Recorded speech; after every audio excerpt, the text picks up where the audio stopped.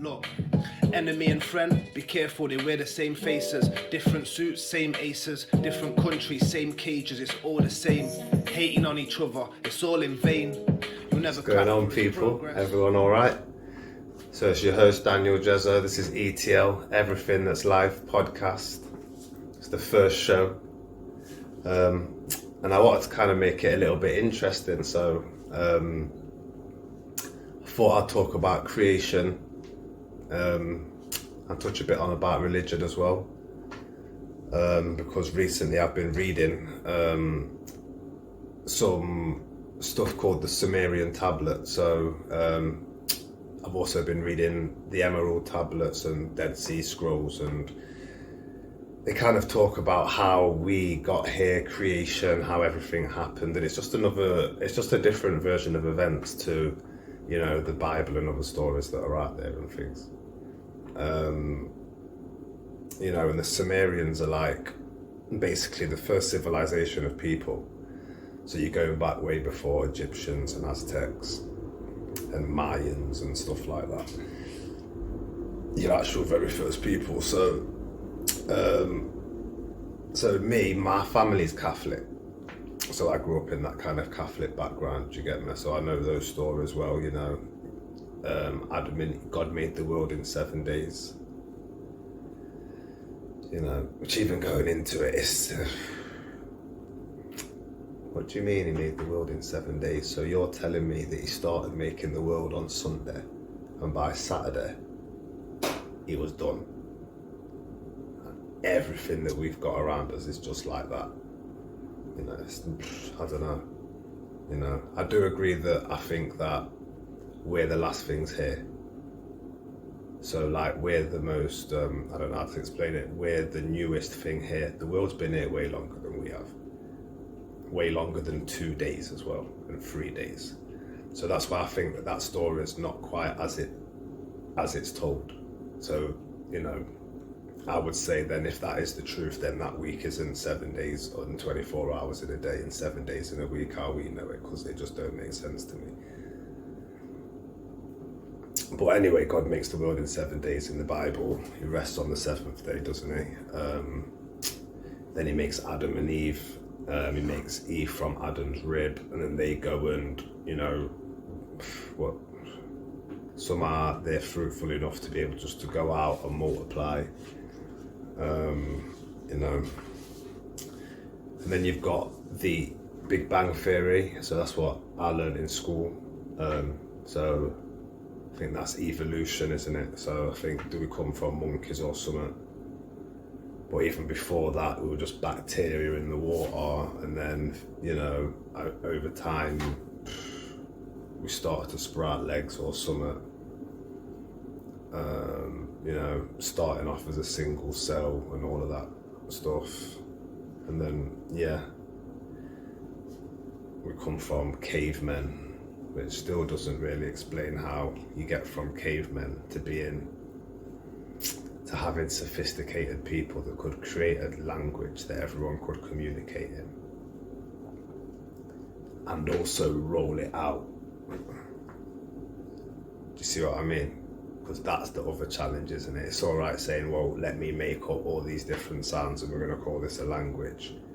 But how do you actually now go out to the world and get everybody talking that language? Because that's no mean feat. Do you know what I mean? So, you know, you've got all these kind of things that I guess go with the Big Bang Theory. And then I guess growing up in a Catholic kind of like household, and I had to go to church, do the Holy Communion, all of that kind of stuff. And you hear all these stories in the Bible, miracles, things like Jesus walking on water, things like there's a wedding in Damascus, I think it is, where all of the wedding guests drink off all the wine basically before they should do. So Jesus says, oh, we'll go and get all the jugs of wine, fill them with water, and then when the waitresses and the waitresses go and do that, they come and bring him back the jugs, he puts his hands on top of them and the water turns to wine. You know, he dies on the cross, and then rises from the dead. He cures people that have got leprosy. He makes paralyzed people stand up and walk. And if you speak to priests and stuff, they will tell you that they're the miracles. So those things that they're talking about, they're saying these things actually happened. Jesus actually walked on water. You know, and then if you say, oh, well, was Jesus an alien then? Because he sounds like he's got superpowers. He's not from Earth. But people are saying, nah, you're crackers for saying something like that. Do you know what I mean? Or even if you ask the church, they'll say, you know, Jesus is Jesus. You know, I mean, what is the meaning of the Holy Trinity? Like, if you've got God, what is God the Son and the Holy Spirit all about, man? Do you see what I'm saying to you? Because in the Old Testament, no one doesn't talk about the Holy Spirit like that. God comes and speaks to everybody who he wants to speak to in whatever form he comes in, whether it's a bush that's on fire, whether it's a bright light or whatever. You know. So, like I says, you know, from young, that was something that I guess for me kind of took me away from the church. I was always interested in the stories because I thought that they're really interesting, aren't they? You know. But yeah, as for, you know, there's a lot of stuff that's unanswered in them. So I'm gonna kind of just go straight into it then. So in this Sumerian tablets that I've been reading, I'm just going to tell you the story. So the story goes like this, that you had a race called the Anunnaki, and they're not from Earth, and they came to Earth. And when they came to Earth, the Earth wasn't how it is now. It was full of dinosaurs, and the atmosphere of the Earth was completely different. So it says that this is why the dinosaurs grew to be so big, because the whole atmosphere of the Earth isn't how it is now. It didn't have as much oxygen in it and stuff like that. So, and it tells you about these guys coming here to the Earth, and they came to the Earth with the intention of mining the Earth. So they wanted to mine it for minerals and gold and diamond and oil and stuff. It doesn't say why, but they came to the Earth to mine it. Now this race, this Anunnaki people, in this story, they are who the Catholics would believe to be God, or the Christians, or the Muslims would believe to be Allah. So these are the creators, right, in this story. So they come to the Earth and it's full of dinosaurs and stuff, so they have to wipe the dinosaurs out. And also, the Earth's atmosphere and stuff isn't like, they can't just walk and breathe in it, so they change the atmosphere and make it so it's got more oxygen in it. And then they start creating things like the plants. This is way before we've even been created. So at this point in the story, they've just come to the planet. This is what's going on. They've got to make some changes. We're not even created at this point yet. So they start making the changes. They start making trees and plants, you know, whose job is to provide oxygen in the air. Like, these men are really smart. Do you get what I'm saying to you? And they're craftsmen about their stuff. Do you know what I mean? And when you start to look at some of the stuff that we've got on the planet, I feel like it shows in it, because even if you have a look at something like a tree, imagine that without trees, there's no oxygen in the air and stuff like that. We really do take it for granted and just think that it's just a tree that squirrels live in or that birds live in. But we don't really see like all the miracle that's happening when it's taking in the sunlight and photosynthesizing and stuff like that. I think it, you know what I mean? And this is kind of what they brought.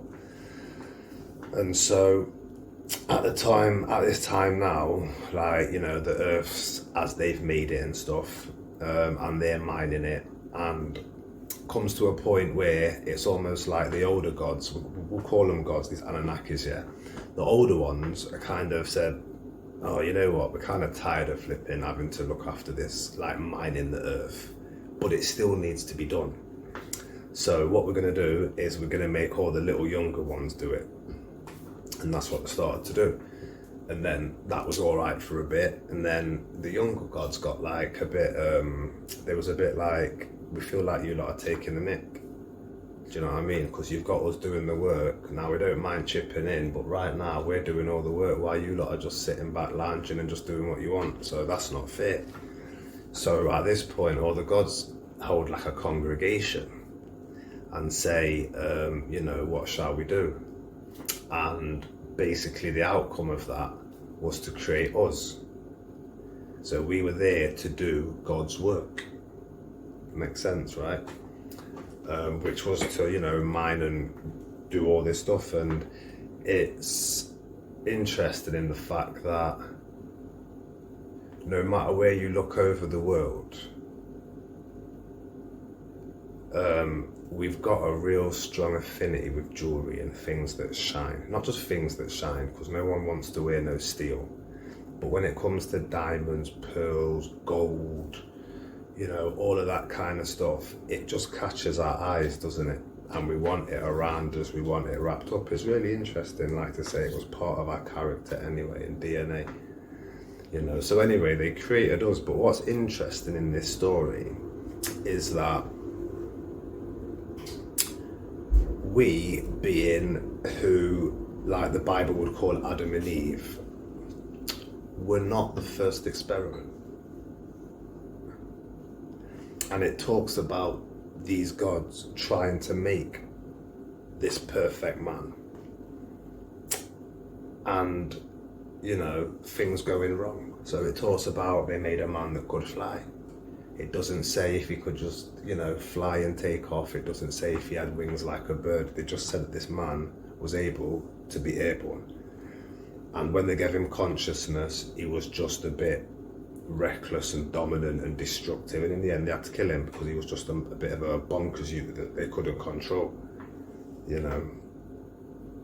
And then eventually they got round to us, you know, and they gave us consciousness, you know. And we were made in their image. I mean, it says that in the Bible, doesn't it? God made man in his image. What does that mean?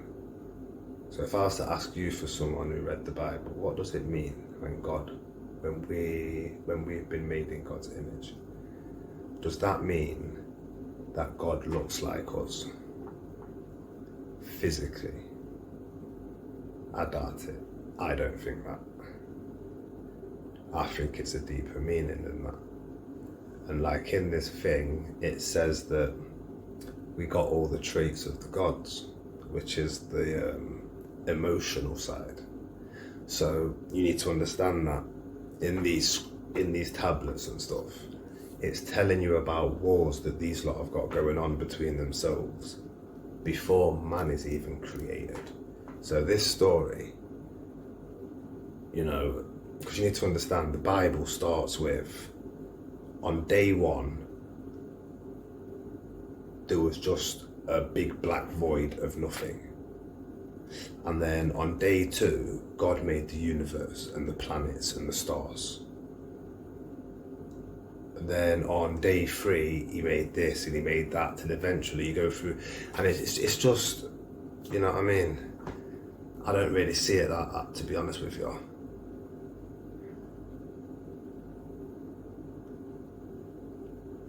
And so it tells you that before they made man, that there was like, there's been times when gods have killed off other gods and stuff like that through disputes and disagreements and stuff.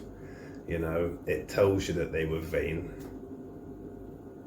You know that they were, because even now, you imagine that, oh, now we make altars and sacrifices and worships to a god. That's because they wanted to be worshipped. They were vain. You get me? You know. and they expected us to listen to them and do what they said. No different to, you know, if you're a dog breeder, you know, you put a lot of time into your dogs, but ultimately it's to make sure that they learn what appropriate behaviour is or not. You know, so you can't have a dog that is going to bite you if you try to take its food away. Do you see what I mean? And this is the kind of stuff that was happening in this story. So, you know, it says that they made a city, the very first city, they built this very first city. I can't remember what the name is, and about 50 of the gods lived in it, with all the humans and stuff as well. You know, talks about the city of Atlantis and all the great things that they used to do there. You know, they talk about when they first made man, how they taught man their ways. And so one of the earliest things that they refer to in teaching man, so for me this is the interesting bit, because this is like, for me it's the bit where I was saying, so how do you get there? So how do you go from being just a caveman or someone who's a bit of a dumb nut to being someone who can really create out of nothing? How do you get there? And this story is giving you a version of events to say, this is what we're telling you has happened. You know, and apparently these gods have come down and they've showed us their ways, and they've showed us things like making wine. And I remember when I was reading it and I thought, making wine? And I thought, raw. Because I didn't actually think, like, wine's been here for the longest time, hasn't it? You know, they drunk wine in the gladiators in Colosseums, they drunk wine in all kinds of wars. You know, the Egyptians drunk wine. Like I says, there's a story where Jesus in the Bible has to turn water into wine for the people in the wedding. So even back then there was drinking wine. So how did we learn to make wine?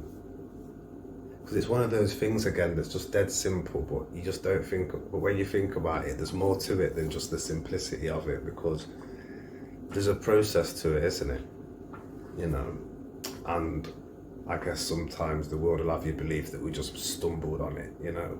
No different to farming and agriculture and harvesting. It says that they came and taught us all of these things, you know, and it kind of makes sense in the sense that, you know, when I kind of look here and think, right, well, you imagine that I've got me and let's say 100 people and we're on a planet, right? And we've got all these plants in it and we don't know what's edible from what's not. You know, common sense tells you the only way that you're going to have to find this out is by trying them. But you would also have to understand that, let's say, how do I explain it? Every time somebody dies from eating a plant that wasn't edible is stopping somebody else from having the courage to say, yeah, I'll try it. Because if too many people start dying from testing out this food, then the way that we're testing out this food is a bit too risky, because look, the numbers are just falling. And you can't afford that, can you? So how have we come to a place where we just know what we know about the food that we can eat and not? Because I think it's deeper than just evolution and a man trying that and, oh, I'm still alive from it, wicked.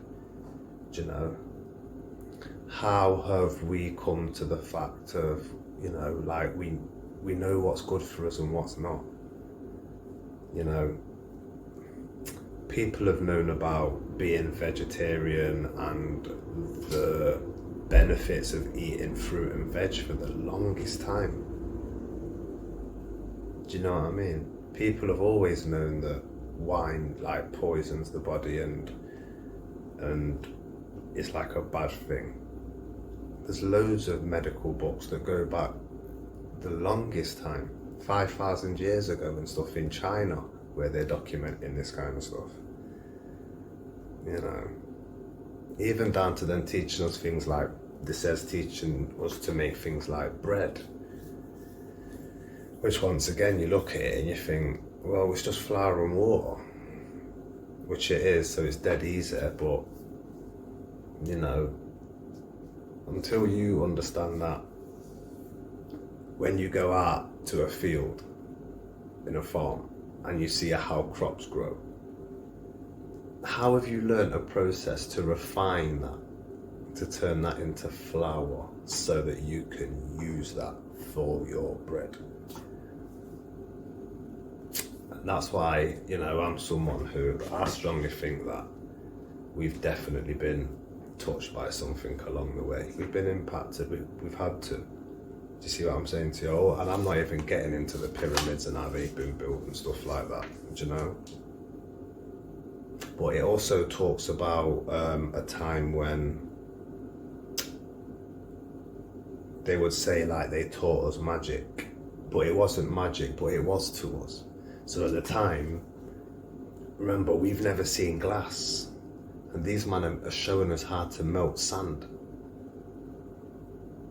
to make glass, and how it's hot, how you can use an instrument to then go and shape it and then let it cool down. You know, they was teaching us about metal mixing, you know, a bit like being an alchemist, because that's what they were. They had in-depth knowledge. You know, they understood things on a molecular compound level, which isn't surprising because they are the creators. So they must know how it all works to be able to put something that's so fine-tuned together, you know. Oh, now there's no doctor or man in the world that gets to create a better version of us. All you can do is study the heart and try and make a pump as good as it.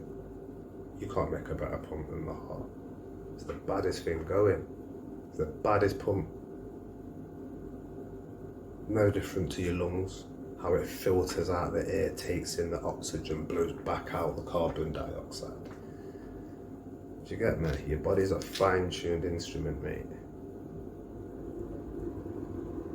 But people that have you believe that, you know, evolution or something just created it miraculously like that, you know, but it's crazy, you know. And then what the funniest thing is, so going back to it as well, so like I said, yeah, they talk about like the city of Atlantis and all this kind of stuff, yeah, but they also say that we weren't the first version.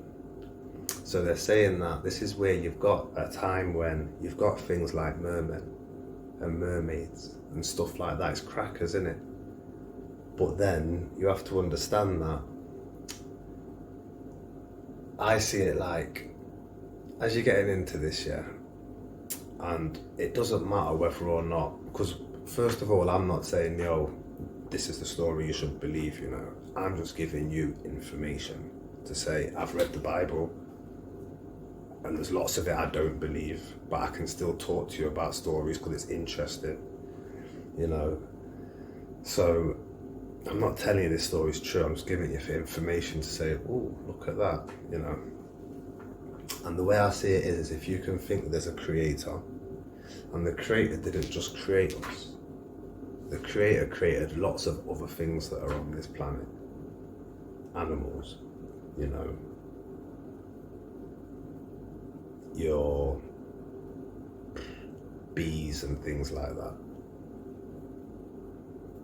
You know, lions and tigers and stuff like that. And they look completely different to us. You know, you look at a bee and you look at us, like we're so far on the opposite ends of stuff. One's small, one's massive, one can fly, one can't.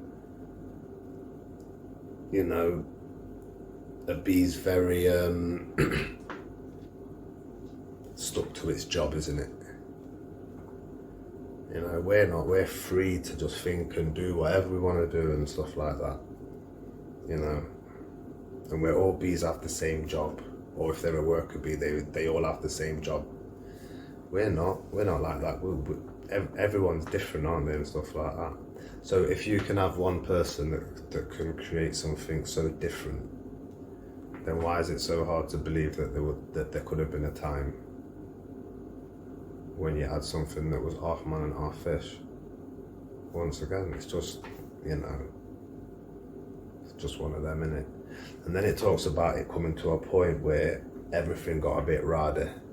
Everyone was too rowdy. You had gods that were down sleeping with the humans and making demigods, your Hercules type.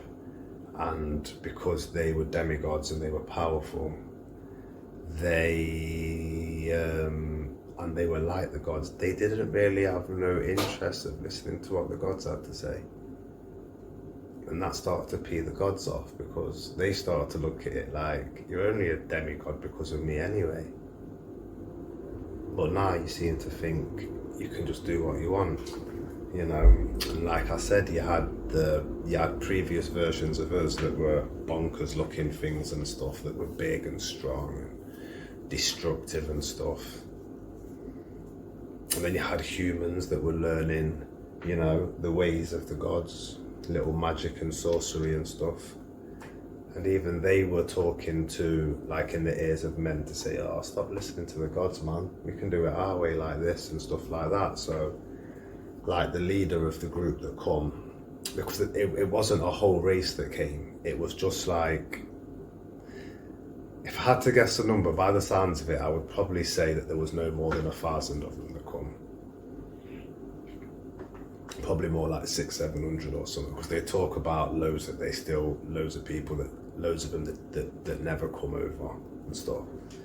But anyway, the leader of those that come over has decided that he's going to do this flood in it, because he says, you know what, we need to wipe everything out. And this is the same flood that sinks Atlantis and all sorts. And it's the same flood that in this story wipes out everything. So all traces of any like prior creation, so everything was going. And at this point, it was one god that actually created man called Enki. And so Enki went to man, or he found a man, and he says, you know what, build a boat, because there's a big flood coming, it's going to wipe out everything. So I'm going to give you the DNA of all the animals. So in this story, which is the equivalent to the Noah story, there aren't all the animals on the ark.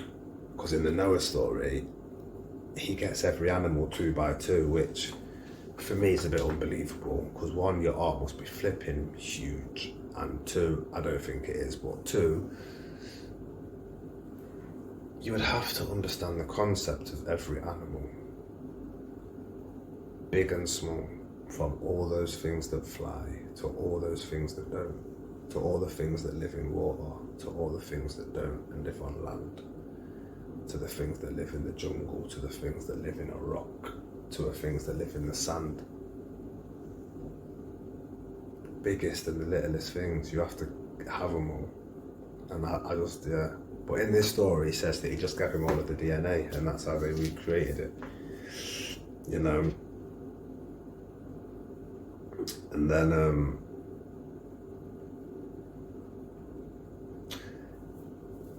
they also touch on reincarnation, which I think is interesting.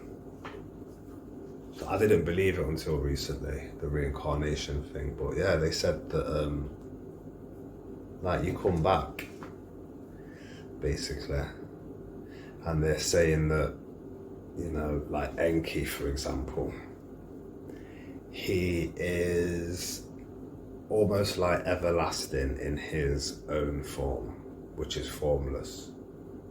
But whenever he takes human form, he is also therefore bound by certain human stuff, which is why Jesus died on the cross.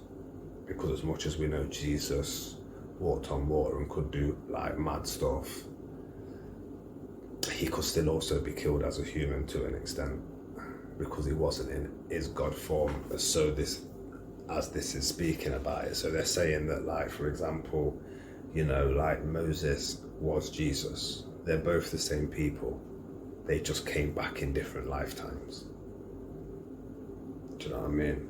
And I think that's interesting, especially when I think, well, you know, like, what do you think about, you know, death and stuff? And I think, well, I don't necessarily believe in heaven, if I'm honest. I find that a hard concept, especially when, I mean, growing up, I used to believe in heaven, and I used to think heaven looked somewhere like a real beautiful place on earth. But if there is a heaven up there, it definitely don't look like earth, you know. And then we're very trapped in our images, aren't we? So, like, it's a deep thought in it. So it's almost like to say, well, imagine that I was to die, yeah, and pass away, and you say to yourself, oh, you know what, like, I can't wait to see you again one day, blah, blah, blah, blah, blah. And you close your eyes, because you've already said, I can't wait to see you again. So in my mind, you have to be picturing something, because you're talking about sight.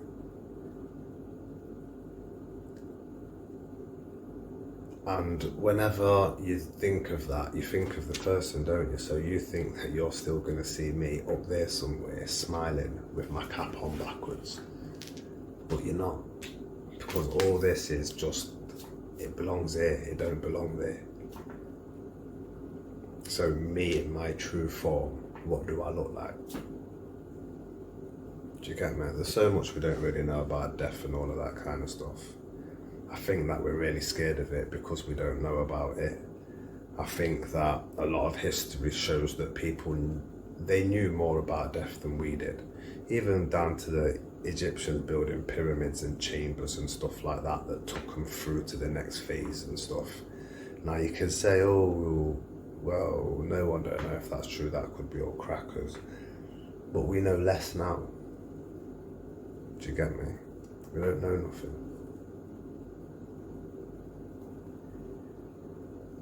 So, you know, and then even in the Quran, there's a bit where I read where it's like Allah says, it's always the souls that come back to me that always say that they're gonna repent and do good, that when I send them back down to the earth again, they're the ones that always cause the corruption again.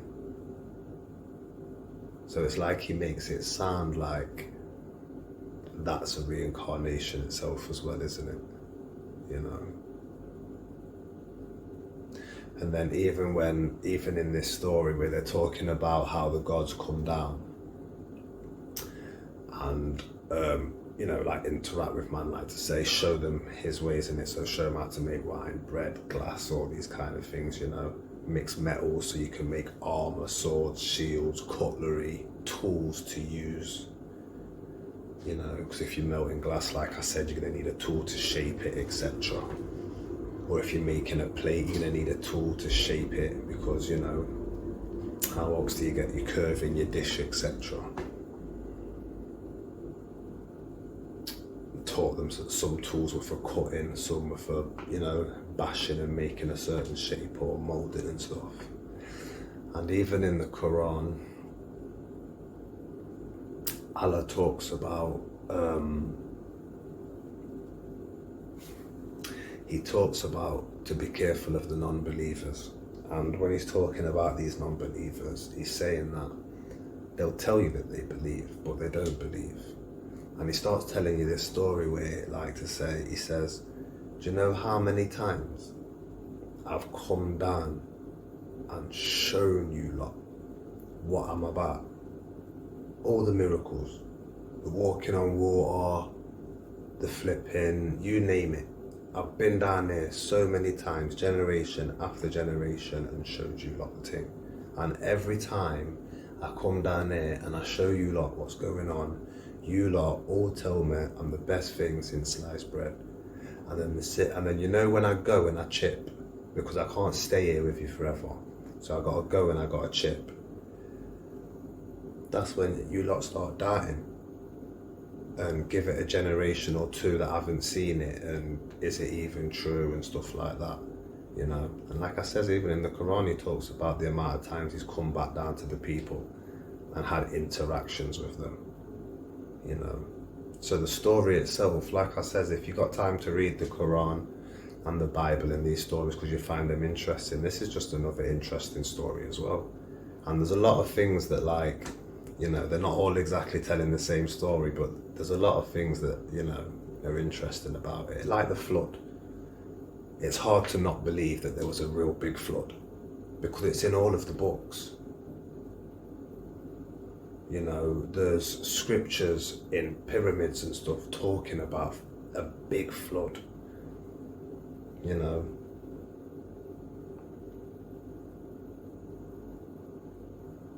And these gods were supposed to be like giants compared to us, like easily 10-foot things. And then, you know, we've got the pyramids where you got people drawing pictures of these things in there, and you look at them and you say, nah, that's not what they mean. Like they're dumb and they don't know how to draw what they mean. Do you get me? After all, they built the pyramids, right? And we still can't figure out how they did it. But yet we don't trust the drawing that they've put on the wall. Bonkers, innit? But that's back to the whole faith and belief thing that they're talking about there, innit? You know, and then that's what he says, I come down and I help you lot out and I show you lot what's going on.